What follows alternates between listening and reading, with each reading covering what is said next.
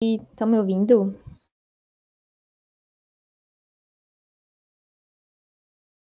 Como vocês estão? Eu tô abrindo aqui o trem para compartilhar a página com vocês. Como estão os estúdios, gente? Vocês estão animados? O computador hoje resolveu travar bem na hora que eu fui entrar aqui. Fiquei bem feliz. Menino, e...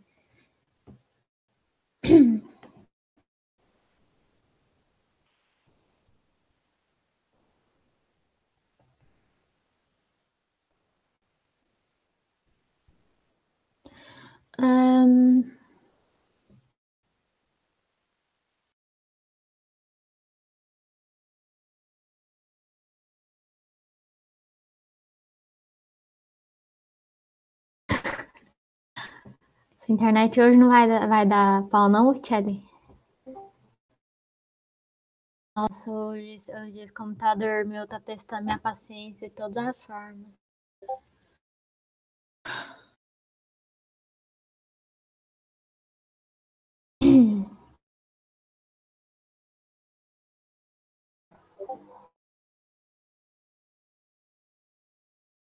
Eu fiz.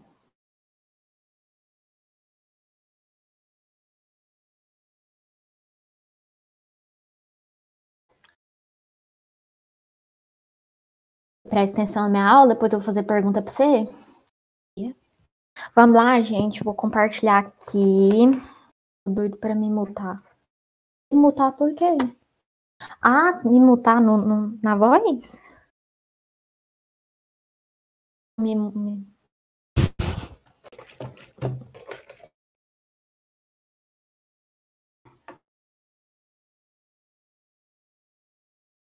Ai, meu Deus do céu. Você não sabe apreciar um belo timbre vocal, pelo visto.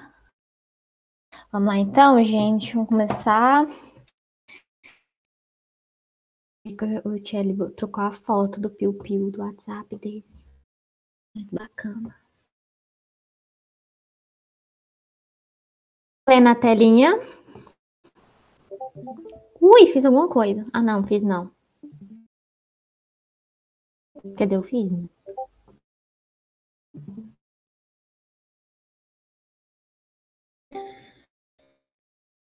Piu Piu.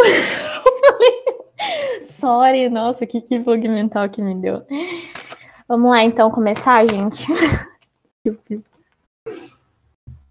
Ok. Na última aula, a gente estava falando sobre a decadência, né, do período colonial. E agora a gente vai entrar em um novo tópico, que é o período joanino, né? A gente já está caminhando aí rumo ao processo de independência do Brasil, então vai ter muitas coisas legais para a gente ver.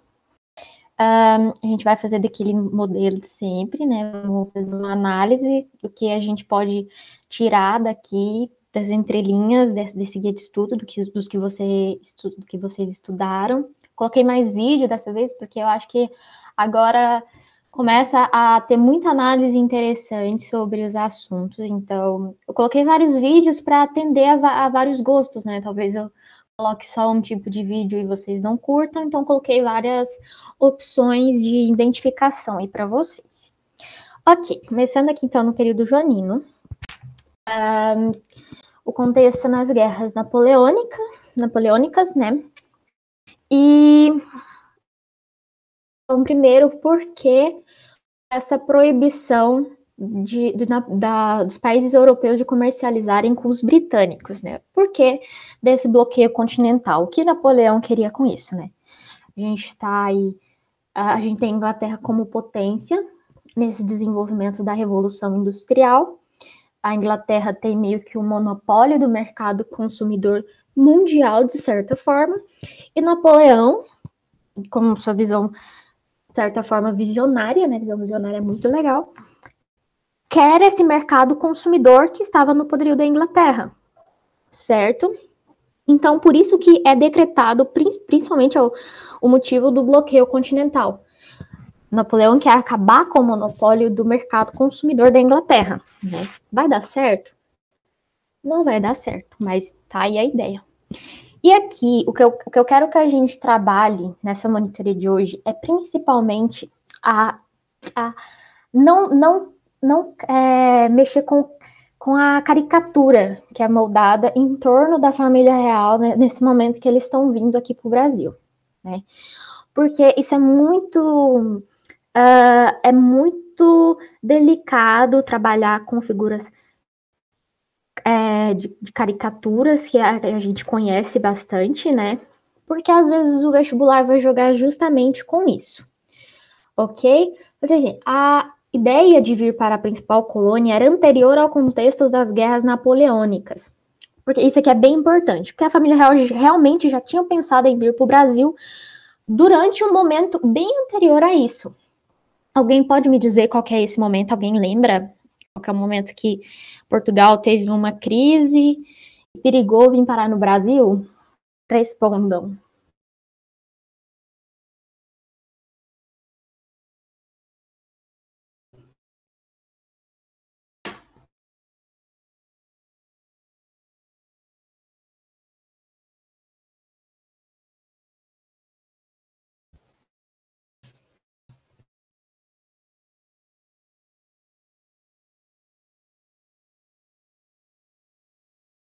Não, Anira, não é na crise do açúcar, porque a crise do açúcar se dá aqui antes desse que a gente está vendo, né? A crise do açúcar, ela não influenciou tanto na geopolítica de Portugal, porque quando estava acontecendo a crise do açúcar, estava se descobrindo ouro, né? Então, teve a crise, mas aí descobriu o ouro, teve a extração em massa, açúcar conseguiu voltar, depois os dois em crise veio o café. Entendeu? Então, não foi a crise, foi lá naquele terremoto que eu falei para vocês de 1755 que destruiu a Lisboa. Então, eles pensaram em vir para o Brasil nessa época, porque, né, tinha sido destruído. Depois, conseguiram, foi totalmente reconstruído, praticamente com dinheiro. Lembra da época do despotismo aqui no Brasil, que eu expliquei para vocês e tudo mais? Naquela época ocorre toda a reconstrução de Portugal. Então já tinha vindo. Então aqui a gente vai desconstruir aquela ideia de que foi uma fuga, né? Que não foi uma fuga planejada. A gente tem muito o complexo de vira-lata sobre esse período é muito forte, né? A gente tem muita fantasia construída em torno tanto dos personagens como da própria construção histórica. Então, foi um evento totalmente planejado. Cuidar, então, da análise captural, que é o exagero, né? O que é uma caricatura? É o exagero do real. Então, o que a gente tem da família real aqui, né? A visão. Tem até um filme, eu acho, Carlota Joaquina, alguma coisa assim. Carlota Joaquina era uma safada. Dom João é um corno. E ela era mesmo, ela falava na frente dele, do Dom João, que 2 dos seus 5 filhos, dos 5 filhos não eram dele.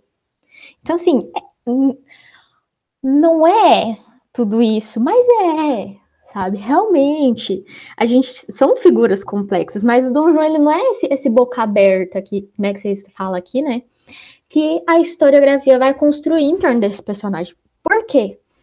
Dom João tinha a escolha de ficar ao lado de Napoleão ou ao lado de Inglaterra. Dom João ficou do lado de quem? Da Inglaterra. E quem venceu a guerra contra Napoleão? A Inglaterra. Então, Dom João foi estratégico. Corno, porém estratégico. Voltando, então, a organização da fuga, quando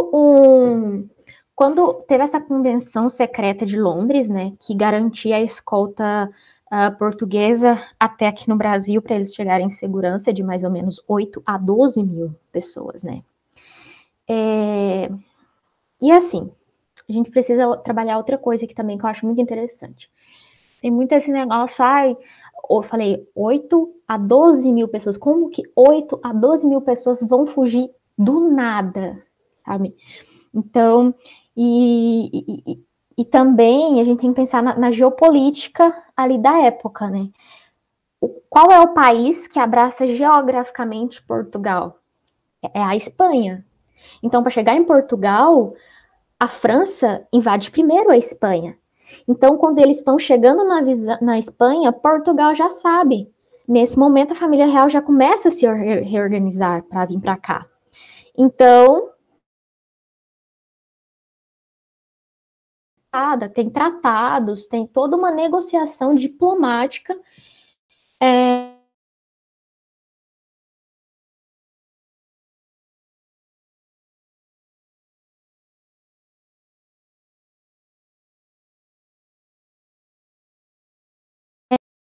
Tudo. E os coitados também chegam. Gente, eu não sei se. Não, vocês não devem estar chegando perto dessa parte da história. Mas vocês devem estar quase chegando. É muito interessante, porque quando a gente imagina, né, que foi a invasão de Portugal, chega aquele tanto de tropa, sabe, aquele negócio assim. Gente, Portugal não fica puto com o rei depois, porque foi praticamente entregue.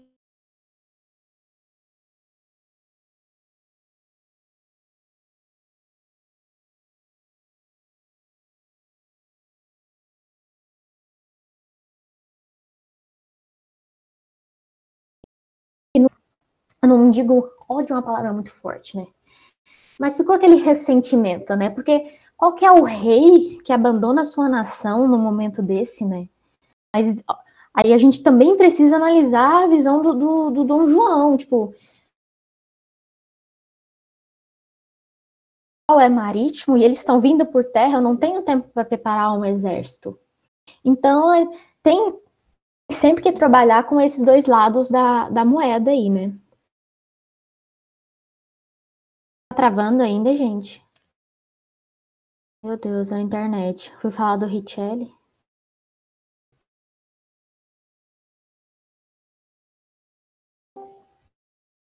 Socorro.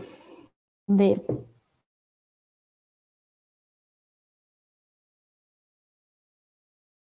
Gente, você não zoe com a minha cara.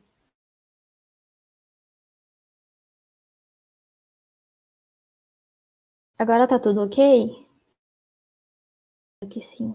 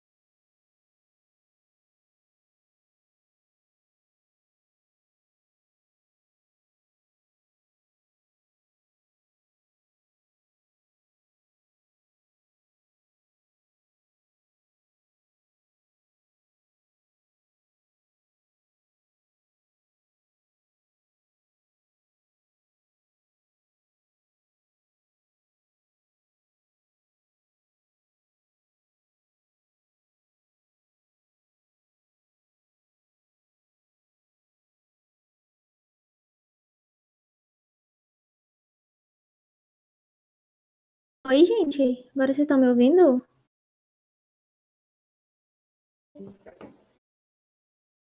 Ai, que sacanagem, hein?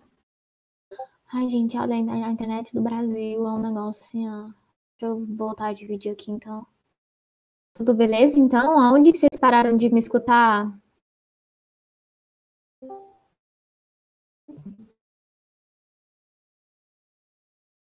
É só porque eu fui zoar a sua, a minha pode coisa. Aonde a gente parou? Onde vocês pararam de me ouvir aí? Agora nós tem que arrochar também. Lição do dia. Nunca zoe com a internet do coleguinha.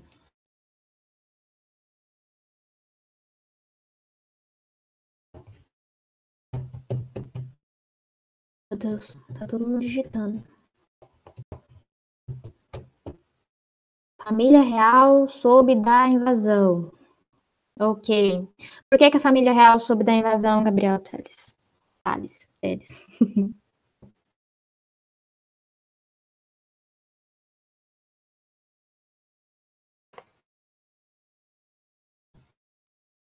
Ui, abriu o Spotify sem querer. Um sinal. Não tá aparecendo a tela? Bacana, hein? Ai, beleza, deixa eu parar de transmitir. Vamos transmitir novamente. Querido Joanino.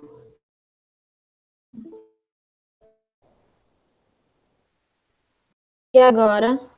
Aqui tá falando que tá compartilhando. Eu? Ok. E caso começar a travar de novo, alguém liga o microfone e rumo grita aí nos ouvidos pra vir aqui no aplicativo, beleza? Tá. Parei, o Gabriel falou que a família real sabia da invasão, certo? Vamos continuar daí, então. Não sei se alguém está mais à frente, está mais atrás, mas para nivelar o que eu estava falando também. Eu estava falando do porquê que foi uma fuga planejada, em termos geopolíticos ali, né? Por que Portugal já sabia de antecedência que haveria uma invasão. Portugal é um país que é abraçado geograficamente pela Espanha. Então, para a França chegar em Portugal, ele tem que passar pela Espanha. Então, assim que eles chegaram na Espanha, Portugal ficou sabendo e a família real começou a se preparar. Tanto é que quando o general Junot, que foi o general das tropas francesas, chegaram em Portugal, não tinha mais nada lá e isso gerou um ressentimento nos portugueses enorme, porque fica aquela sensação, né, de que rei que abandona sua nação em um tempo desse, né? Mas é muito importante a gente fazer uma análise dos dois lados da moeda, né?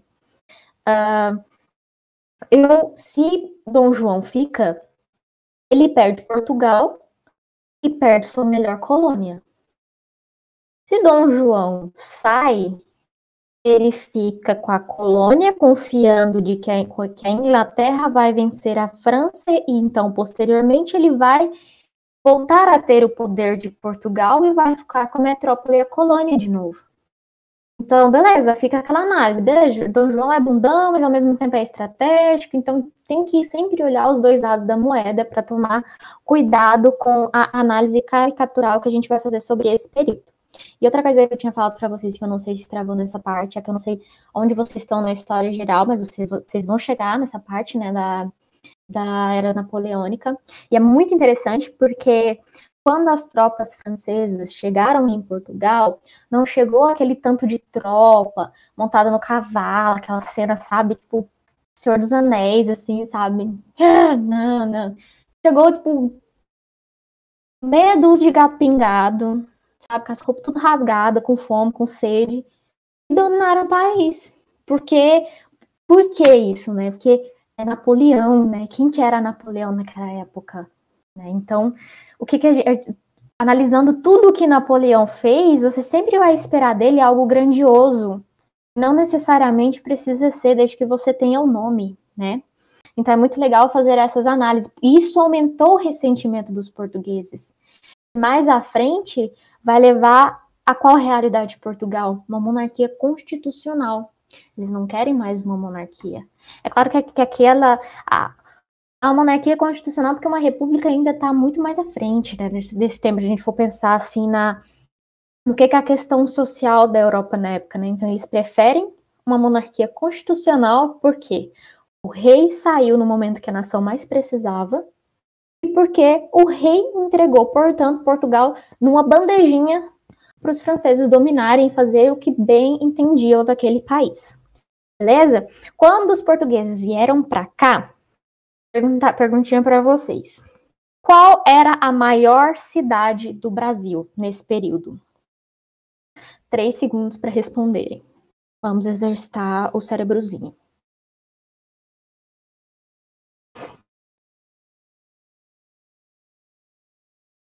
Quase, Laura, vai ser Salvador. Isso, Salvador. A maior cidade do Brasil era Salvador. E aí vamos analisar. Santa Catarina, eu acho que hoje em dia deve ter dificuldade de acomodar umas 12 mil pessoas de uma vez, assim, sabe? Num dia, pá, nos seus hotéis. Imagina em Salvador dessa época, o que ia ser.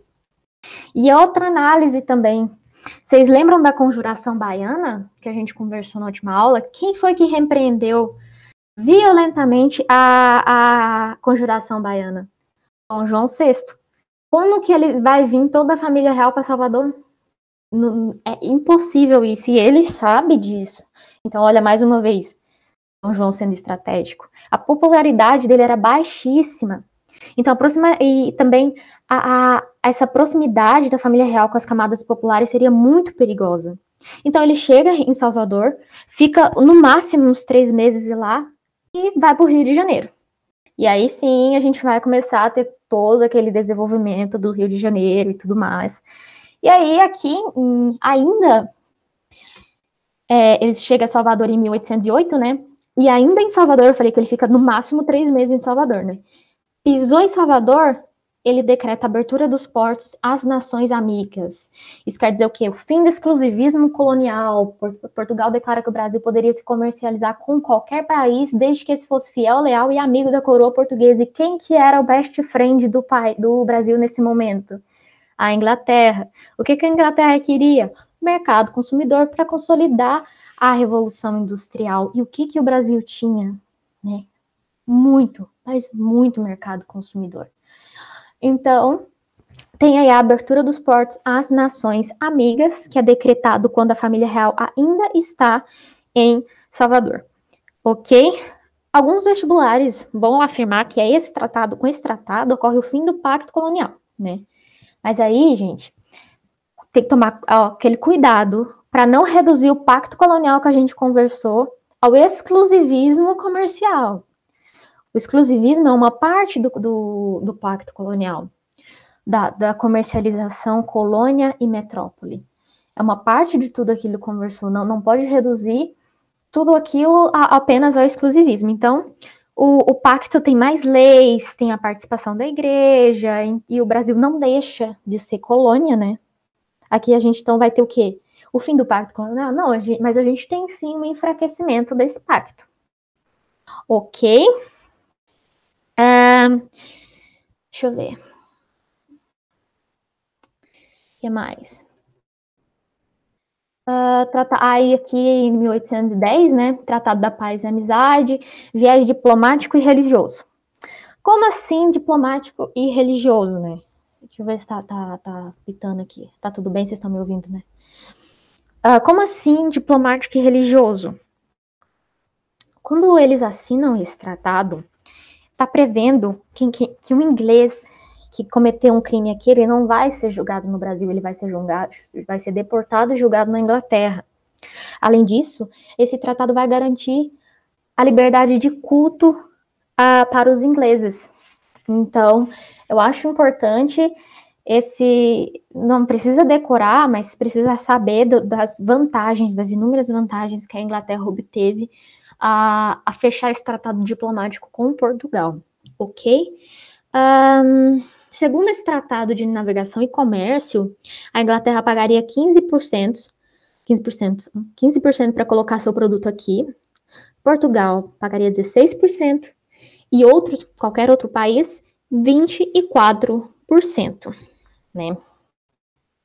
Você vê como que foi vantajoso para a Inglaterra, né? Um país aleatório paga menor na sua taxação de imposto do que a própria metrópole, né? Então, ok. Temos os dois tratados principais aqui que eu acho que é importante a gente lembrar, então, é o de 1808 e 1810. Agora eu quero que a gente exercite, porque é muito peguinha que cai no vestibular com isso aqui, tá? Eu quero que vocês me respondam.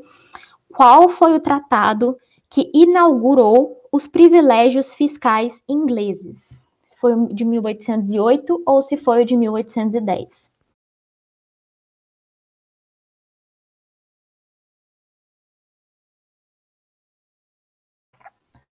Não vai ninguém digitar, não.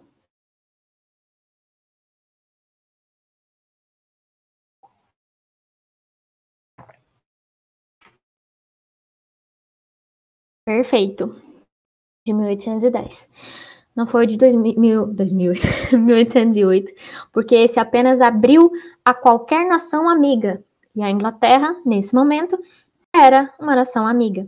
Então, qual é o tratado? A gente viu o tratado que inaugurou os privilégios fiscais ingleses. Agora eu quero saber qual é o tratado que põe fim aos privilégios fiscais ingleses. Vocês se lembram qual é o tratado ou qual é o contexto? Em qual momento histórico que esse fim de privilégios acontece?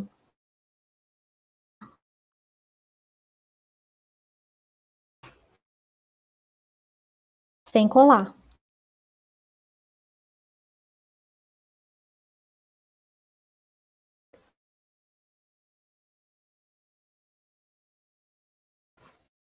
Eu perguntei, vocês responderam.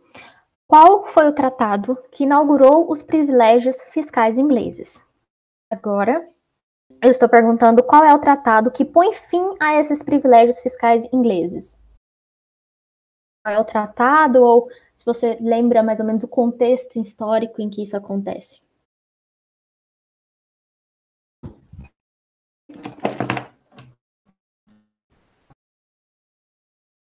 Vamos lá, gente, exercitar a cabecinha.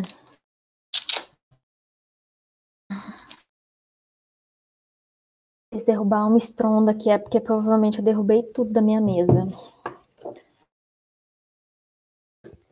Alguém chuta? Vai lá, Andrea. Eu sei que você consegue.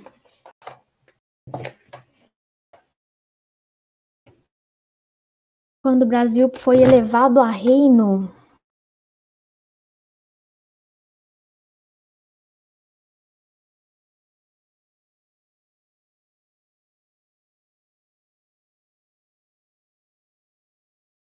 Isso, o Brasil foi elevado a reino nesse período aqui, né? Em 1815, o Brasil é elevado a reino. Você acha que aqui acaba o fim dos privilégios fiscais? É interessante, eu faço essas perguntas porque eu acho muito legal a gente ficar exercitando, né? É muito bom estudar histórica, entendendo, pegando uma data, entendendo o contexto que tudo aquilo vai acontecer, né?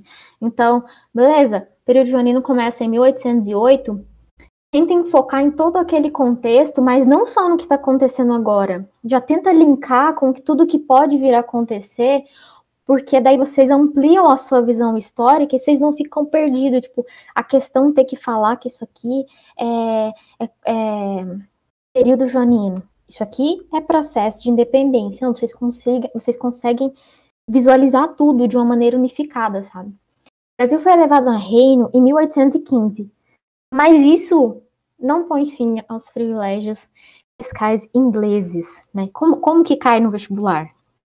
Né? Cai assim, 1810, o Tratado de Navegação e Comércio, vamos supor, pegar aí com o que a Andrea falou. Em 1810 ocorre o Tratado de Navegação e Comércio. E em 1815 o Brasil é elevado para condição de Reino Unido. Isso põe fim aos privilégios ingleses. Não. 1810 tem o Tratado de Navegação e Comércio. Isso põe fim aos privilégios ingleses? Não. 1815, o Brasil é elevado para a condição de Reino Unido. Isso põe fim aos privilégios ingleses? Não. 1822, o Brasil é independente. Isso põe fim aos privilégios ingleses? Não. 1831, ocorre a abdicação de Dom Pedro I. A gente está entrando ali em período regencial. E isso põe fim aos privilégios ingleses? Não. 1840, a ascensão de Dom Pedro II, eu ia falar Dom Pedro II. Isso põe fim aos privilégios ingleses? Não. O fim dos privilégios ingleses só vai acabar lá em 1844 com a tarifa Alves Branco. Alguém lembra dessa tarifa? A lei para gringo ver? Regra para gringo ver? Alguém se lembra disso? Não sei, o tempo. Tudo. O Brasil vira um país independente, porém nasce devendo e dependente dos outros. É um negócio bem complexo de ser analisado. Mas é muito bom, Andrea, você ressaltar isso, porque é uma forma de de gente exercitar, porque realmente o vestibular pega bem aí mesmo. E aí eu também tinha muita essa visão, já errei muita questão por isso. Então, beleza, voltando aqui às reformas joaninas. Dom João, então, vai fazer o Rio de Janeiro, né, um verdadeiro canteiro de obras, né, e a gente tem que pensar, né, a família real veio para cá e trouxe todo o cofre português, né, para ele precisar fazer reforma, ele vai aumentar impostos, né, e aí a gente vai ter uma diferença de visão, porque para quem está no Rio de Janeiro, Dom João é perfeito, ele está europeizando o Rio de Janeiro, mas para quem está em Salvador, tá tudo um caos e ainda tá com imposto aumentado, Dom João é a pior coisa que poderia ter acontecido no Brasil. Então a gente tem essas duas visões, dependendo do que de bom essas ações estão trazendo para a população, né? Ok. Coloquei aqui uma lista de medidas político-administrativas, medidas socioculturais. Eu acho que isso aqui é até acho que vocês já têm bastante contato aqui. Eu achei interessante vocês focarem na abertura de fábricas de manufaturas. Como assim? Abre máquina de manufaturas, mas ele está permitindo a entrada de produtos ingleses, né? Porque essas máquinas de manufatura são as mesmas que já tinham sido abertas anteriormente aqui no país, né? É têxtil, utensílio, ferro de péssima qualidade, mas é ferro. Ele queria, então, atender às primeiras necessidades do brasileiro, né? Uma tentativa de europeizar de verdade o Brasil. Não é uma tentativa de desenvolver, de industrializar o Brasil, ok? Tem a criação do icônico, né, Jardim Botânico. Dom João é muito fã da natureza, né? Vem aí uma galera de artistas, né, franceses, que é o Debré, né, que vem, então, com a difusão do iluminismo. Esses franceses que vieram são franceses que eram contra o que estava acontecendo lá. Ou eles eram exilados, ou eles vinham fugidos. Tá ok? Aí o outro, nossa, eu detesto falar tá ok. Enfim, em 1815 a gente tem o fim da Era Napoleônica e o início do Congresso de Viena. Aí tá, e agora a gente tem que começar a analisar. O que foi o Congresso de Viena? Alguém lembra? Alguém lembra? Ou pode me dizer mais ou menos o que lembra sobre o Congresso de Viena?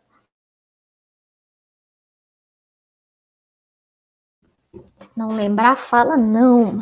Não lembro. É por isso que vocês estão aqui.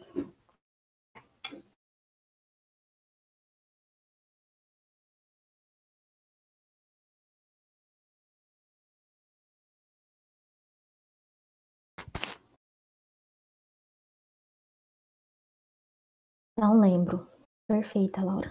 O Congresso de Viena aconteceu com o fim das guerras napoleônicas. Vou esperar a Andrea.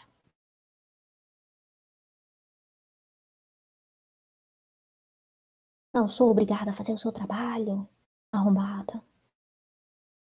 A Andrea vem com carinho.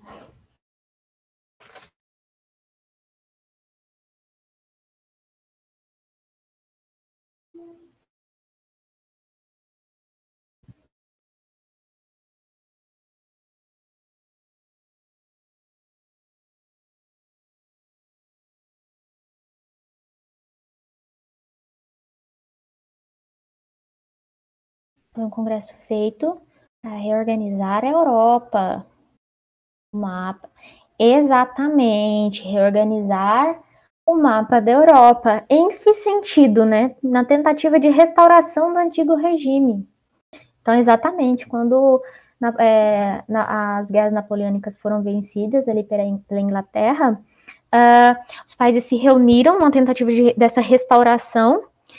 Houve a criação dos Reinos Unidos. Neste congresso, houve a criação dos Reinos Unidos. Então, Dom João levou o Brasil por apego, né, por apego à natureza? Não. Olha a outra estratégia dele. Quem pode votar no Congresso são os Reinos Unidos. Se Portugal eleva o Brasil a Reino Unido, ele tem 2 votos. Né? Então, Portugal tem 1, então ele ganha mais um direito ao voto, elevando o Brasil à condição de Reino Unido, enquanto a Inglaterra tem 5 votos aí. Então, tudo é estratégia, né? Nada é porque Deus tocou no coração e a pessoa virou o anjo da empatia, foi lá e fez, né? Então, tá. Com isso, deixa eu vir aqui no negócio que eu tava aqui no... E aí, pensa, né? Elevou o Brasil, então, à condição de Reino Unido de Portugal e Algarves. E aí eu coloquei aqui para você a diferença entre colônia e Reino Unido, né? Que o Reino Unido possui minha dislexia está acentuada. Representatividade política, ou seja, teria a corte de Portugal e a corte do Brasil. Ok, isso quer dizer que o Brasil vai ter mais voz, vai ter mais organização política? Não, porque a maioria dos deputados continuou sendo da corte portuguesa. Mas, ao mesmo tempo, isso vai aumentar o sentimento de autonomismo aqui no Brasil.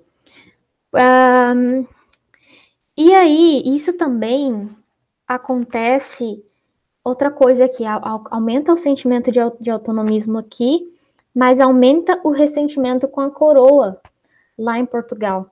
Porque acabou o período napoleônico e quem que não voltou? O rei. Então lá tá quê? Tá sem rei. Quando o Brasil foi levado, então, a essa condição de Reino Unido, Dom João ficou no Brasil. E quem comanda Portugal é um lorde inglês. Então, isso pegou muito mal para a coroa portuguesa, muito mal. A burguesia não aceita. Eles querem que Dom João volte e que retorne a condição do Brasil a uma condição de colônia. Coloquei aqui para vocês, isso vai gerar a Revolução Liberal do Porto, tá? Essa Revolução Liberal do Porto, ela é liberal, mais conservadora, né? Ela tem um viés liberal, mas uma prática conservadora. Liberal por quê? Ela exige que quando Dom João voltar, ele assine uma Constituição. Vai voltar e não vai ser só mais rei, porque ele fez uma cagada imensa com o país dele. E conservador porque vai manter ali a monarquia constitucional e também porque eles querem que o Brasil retorne à condição de colônia. Dom João tem a visão de que isso pode acontecer. Brasil aqui, a história, quando desencadeiam esses grandes eventos revolucionários, gente, a história não volta. Isso foi Eric Hobsbawm que fala. A história nunca volta. Às vezes a gente tem retrocesso, mas em grandes momentos revolucionários como esses que estão acontecendo, a história não volta. Não adianta. O Brasil não ia aceitar ser colocado de novo na condição de colônia. Ainda mais com esse sentimento de autonomia crescente aqui dentro, ainda mais com todas essas ideias revolucionárias borbulhando aqui, o país já era um país imenso, né? Então, Dom João, analisando a situação, ele retorna, porque é melhor que perder o trono, e também porque tem a ameaça de proclamação da República. E aí ele retorna em 1820. E aí tem aquele momento simbólico que ele deixa o filho dele aqui, ele fala aquela famosa frase, né? Faça a independência antes de qualquer outro a faça. Eu acho que é mais ou menos assim. Ou seja, não deixe o poder político sair das mãos dos Orleans e Bragança. Dom João já tinha a visão de que o processo de independência estava em curso e ele preferia que a independência fosse feita na mão de um português que conseguiria, mesmo de maneira indireta, continuar no poder, porque às vezes o poder não pode ser direto, mas o poder pode ser status. De toda forma, é poder. Influência é poder. Se eu posso influenciar, eu quero ter poder. Então, é muito interessante essa visão. Então, ele retorna para Portugal, deixando seu filho aqui, faça a independência antes que outros a façam. Então, a gente vai ter o início do processo de independência do Brasil. Muito bacana esse processo de independência. Eu não sei se a gente vai conseguir ver tudo na próxima aula, porque é um pouco extenso. Mas eu vou tentar dar uma arrochada se a internet colaborar. E agora, tem alguma dúvida sobre o que a gente viu, se a gente já pode partir para os exercícios? Eu vou aqui compartilhar a tela. Nós temos não muito tempo, mas vai dar tempo. Tá tudo certo, gente? Tá legal essas análises que eu tô fazendo? Tá sendo útil ou é uma bosta? Não sei, qualquer crítica é bem-vinda. Então, se eu precisar, talvez, cortar um pouquinho pra gente aprofundar uma aprofundada nessa análise na próxima aula, talvez eu picote a aulinha, mas isso não vai interferir, porque aí lá na outra aula a gente dá uma arrochada, né? A gente vai fazendo assim de uma forma que dá pra gente ver bem o conteúdo, esmiuçar, ler, depois a gente faz exercíciozinho. Aí todo mundo vai ser aprovado no vestibular. Então, ok, então, gente. Gratas.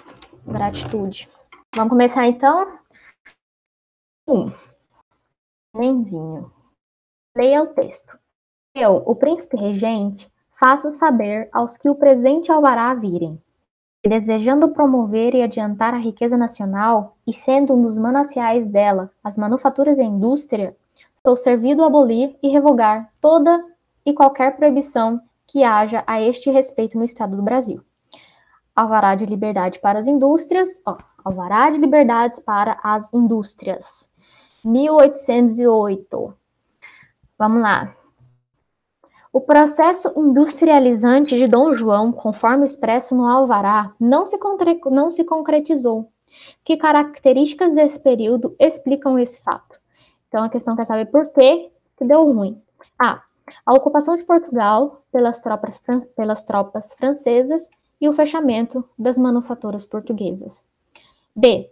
A dependência portuguesa da Inglaterra e o predomínio industrial inglês sobre suas redes de comércio. C. A desconfiança da burguesia industrial colonial diante da chegada da família real portuguesa. D. O confronto entre a França e a Inglaterra e a posição dúbia assumida por Portugal no comércio internacional. E. O atraso industrial da colônia provocado pela perda de mercados para as indústrias portuguesas. Let it go, 2 minutos.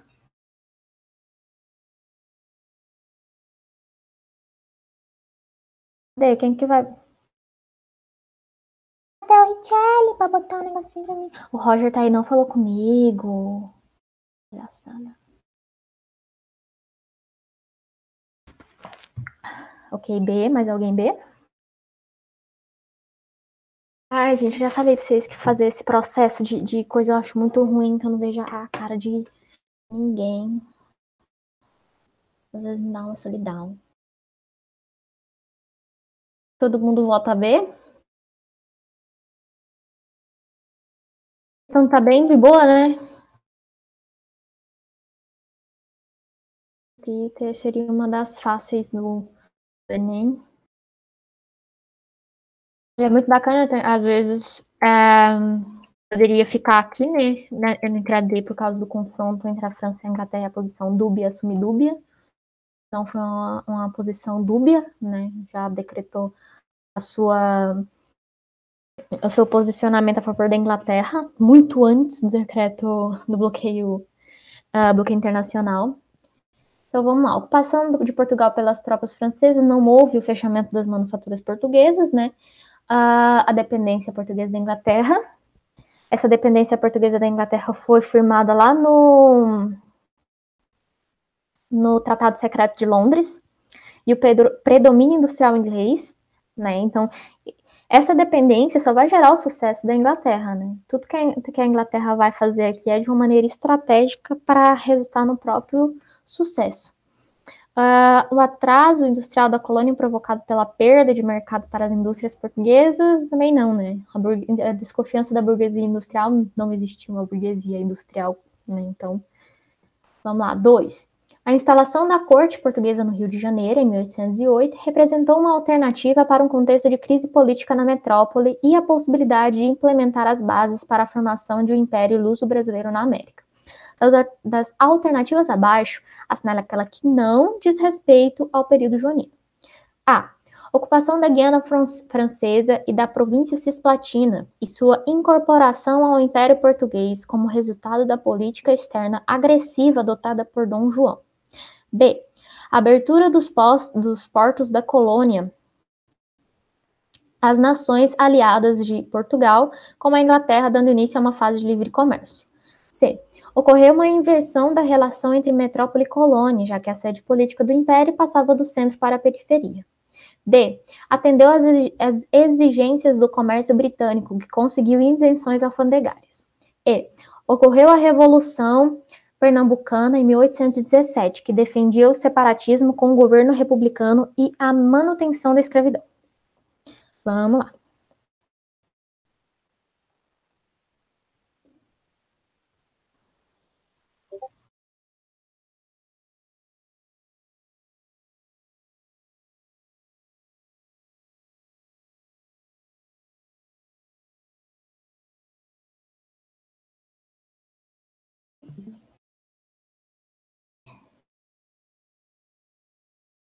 Oi.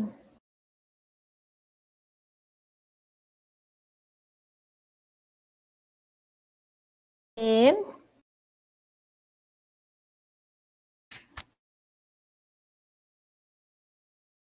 Quem mais?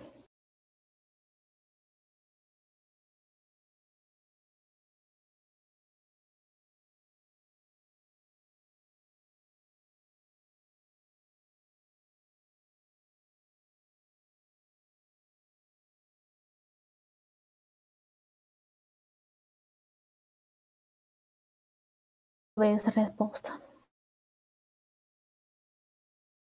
Vai lá, Laura. Uhul.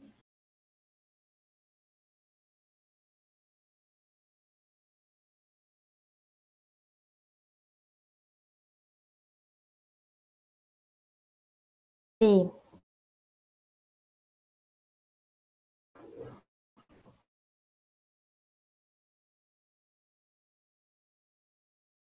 Ok. Vamos lá, então. A. Ocupação da Guiana Francesa e da província Cisplatina e sua incorporação ao Império Português como resultado da política externa agressiva adotada por Dom João. Isso aconteceu durante o período junino, durante o governo do príncipe regente. A gente vai ver mais lá para frente. Tem uma... Depois a gente vai ver ali como que foi a negociação da Guiana Francesa depois, né? Abertura dos portos da colônia às nações aliadas de Portugal, como a Inglaterra, dando início à fase de livre comércio. Né? 1808, abertura dos portos às nações amigas. C. Ocorreu a inversão da relação entre metrópole e colônia, já que a sede política do império passava do centro para a periferia. O que era o centro? Qual era o centro do mundo naquela época, geopoliticamente falando? Era a Europa. Então, quando ele diz aqui que ocorreu uma inversão da relação, é porque a sede, a coroa portuguesa, não governava mais a sua colônia, que no mapa geopolítico da época está na periferia, ela não governa mais essa colônia do centro, ou seja, da Europa, que é o centro naquela época. Então, acho que é até a primeira vez que uma coroa governa a sua colônia da colônia. Então, isso aqui realmente aconteceu. Ocorreu a inversão da relação entre metrópole e colônia, porque a sede política não está mais no seu país, está na colônia. Isso é bem interessante. D. Atendeu às exigências do comércio britânico, que conseguiu isenções alfandegárias. Essa questão aqui está certa. Alguém consegue me explicar por que essa questão aqui está certa?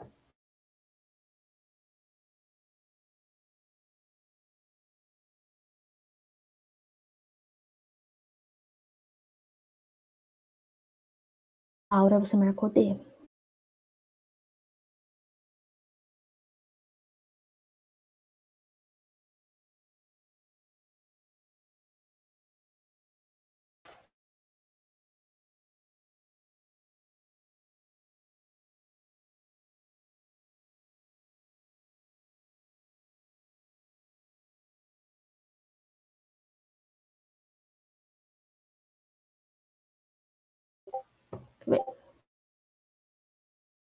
Isso, realmente, não foi por causa da abertura do porto,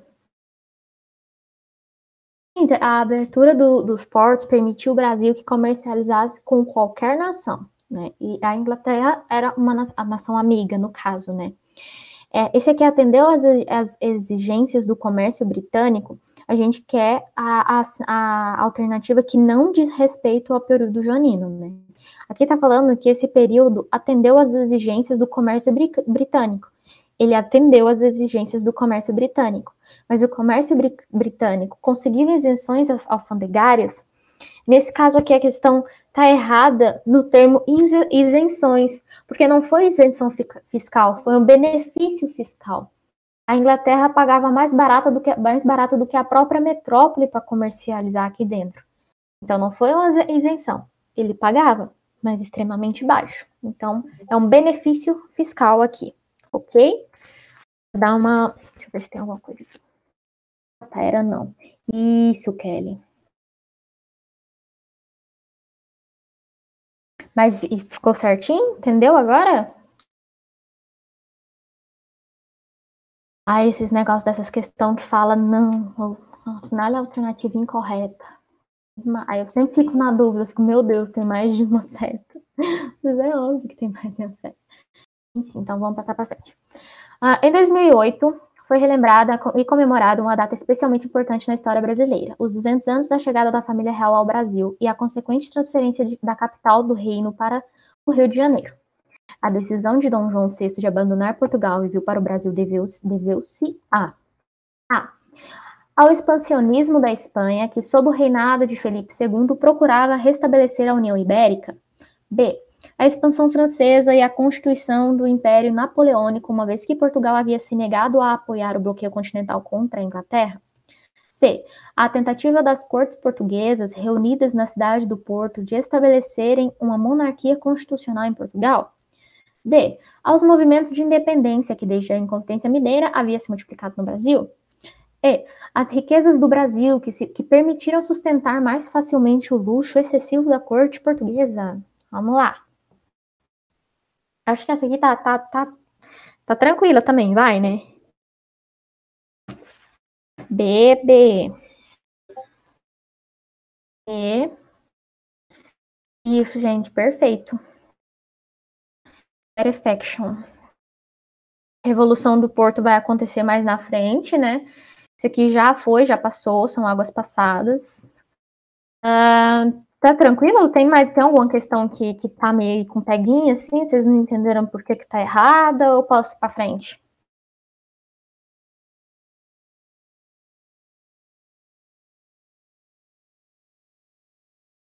Aqui vai dar tempo. Essa questão que é meio grande. Vamos lá. Sobre o período entre a vinda da família real portuguesa para o Brasil e a proclamação da independência brasileira em 22 e os assuntos correlatos, assinale o que for correto. Aqui é o que for correto. 1. A vinda da corte para o Brasil relaciona-se às pressões sofridas pela coroa portuguesa decorrentes do bloqueio continental estabelecido por Napoleão Bonaparte contra a Inglaterra. 2. Com a abertura dos portos às nações amigas, estabelecida por Dom João logo após a chegada da corte, os produtores brasileiros puderam iniciar a exportação de seus produtos diretamente para a França, aumentando a competitividade dos produtos brasileiros naquele país. 4. Apesar do crescimento urbano que vinha ocorrendo desde o século anterior, principalmente nas regiões de mineração, quando a família real chegou ao Brasil, encontrou uma sociedade predominantemente agrária. 8. Foi criado o Museu Real, constituído para acolher coleções e materiais diversos nas áreas de história natural para fins de estudo e pesquisa. Posteriormente, transformou-se no Museu Nacional, no Rio de Janeiro, recentemente destruído pelo fogo. 16. Com a chegada da corte, foi necessário criar uma estrutura administrativa que pudesse enfrentar as novas necessidades da gestão do poder público surgidas com a transferência da sede do Império Luso. Let it go. Essa aqui é um pouquinho extensa, mas acho que tá indo.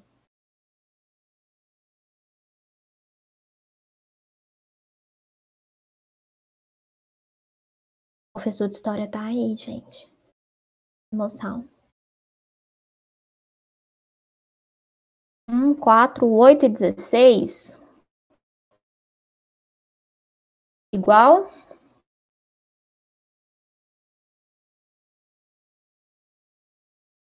A resposta. A vinda da corte portuguesa para o Brasil relaciona-se diretamente ao bloqueio continental, né? A Portugal se alia à Inglaterra. A 2 está visivelmente errada, né? Porque o Brasil exportava a França, né? Tudo bom. 4. Apesar do crescimento urbano, isso aqui eu falei para vocês, né? Que o Brasil, ele começa um país litorâneo e vira um país interiorano. Então, nessa época, o interior é meio que mais movimentado e menos agrário do que ali onde Portugal chega primeiro, que é o litoral, né? Porque eles tinham ido tudo ali para a região mineradora. Então, realmente, naquela parte ali é uma região predominante agrária, açúcar, tudo mais. Foi criado o Museu Nacional, né? Realmente. 16, com a chegada da corte, foi necessário criar uma estrutura administrativa, que foi o que a gente viu, né? Eles precisavam dar características europeias ao novo Rio de Janeiro. Então, vamos lá. Ficou alguma questão aqui, se tiver ficado alguma dúvida, por que disso está certo ou por que isso está errado, deixe nos comentários que agora eu retorno. 5, e última. Professor de história, minha internet estava ruim, de culpa. Podem ser consideradas... O celular está pitando. Bacana. Podem ser consideradas características do governo joanino no Brasil. A assinatura de tratados que beneficiam a Inglaterra e o crescimento do comércio externo brasileiro devido à extinção do monopólio. B. O desenvolvimento da indústria brasileira graças às altas taxas sobre os produtos importados. C. A redução dos impostos e o controle do déficit em função da austera política econômica praticada pelo governo. D. O não envolvimento em questões externas, sobretudo de caráter expansionista. E. A total independência econômica de Portugal com relação à Inglaterra em virtude de seu acelerado desenvolvimento. Vamos lá. Foi minha internet, professor de história. De alguns minutos. B. E. Laura B.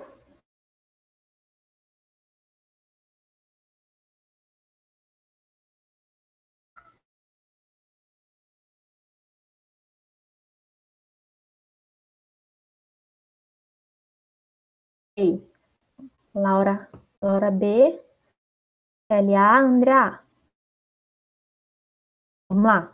A assinatura de tratados que beneficiam a Inglaterra e o crescimento do comércio externo brasileiro devido à extinção do monopólio.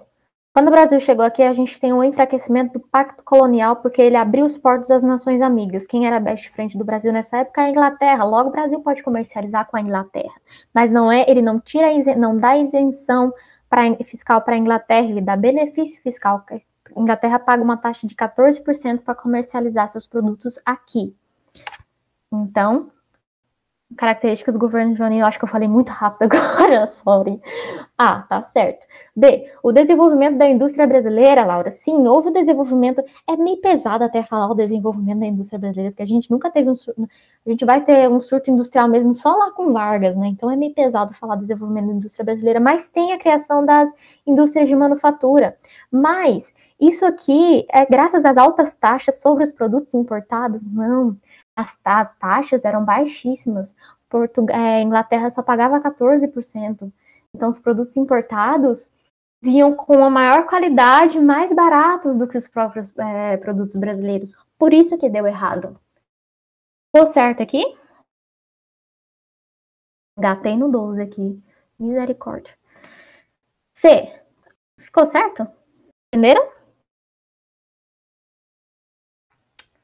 Total independência econômica de Portugal nunca teve, né? O não envolvimento em questão externa, sobretudo de caráter expansionista, tem ali período joanino vai ter muita essa coisa de querer expandir o Brasil, que a gente vai ver que vai dar muita cagadinha, né? E a redução dos impostos e o controle do déficit em função da austera política econômica praticada pela austera, né? Austera é meio forçado. Ficou tudo certo então, gente? Podemos partir? gente, então, foi fofo. Vocês são maravilhosos. Qualquer dúvida, lembre-se de conversar comigo. A aulinha que vem, processo de independência. Daqui pra frente é só pra trás. Vai ser bem legal. Bem bacana, né? Vai lá, gente, beber uma aguinha. Eu vou lá até semana que vem. Beijo, gente.